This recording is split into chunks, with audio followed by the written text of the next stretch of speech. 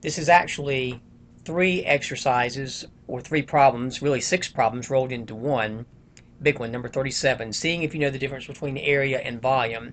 And just to be sure, when you're talking about area, and I'm having to deal with the new software, so please bear with me with this. I'm talking about area, I'm talking about 2 dimensions.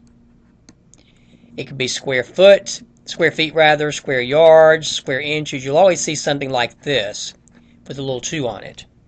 And that's talking about if you're dealing with the space on a floor, like to put carpet or tile on something. If you're looking at the flat surface of a board, anything flat, a piece of paper, what your dimensions are, length and width is what we're talking about.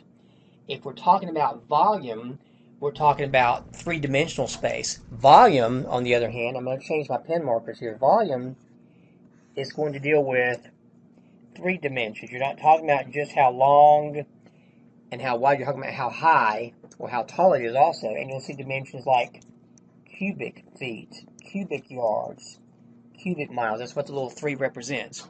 In the first problem, number A, or item A, it says a large box-shaped arena has a rectangular floor that measures 200 feet by 150 feet. Find the area of the floor.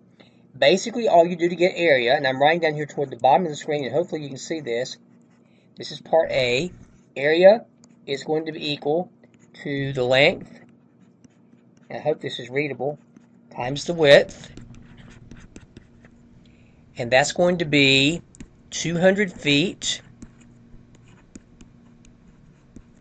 times 150 feet. I'm just talking about the floor right here. If I multiply 200 times 500, I get 3 zeros and then the number 30 right there. So I'm going to get 30,000 as my number when I put this in the calculator. Now, feet times feet, just like in Math 70, x times x is x squared.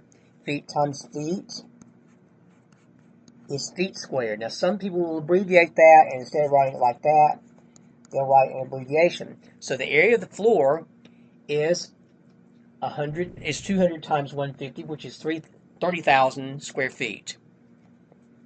Now, when I start talking about the height, that's the ceiling. That's how tall it is, and that's why I'm underlining this now in green, 35 feet above the floor. So if I want to find the volume of the arena, I'm going to go like this. Volume is going to be 3 dimensions. Length, width,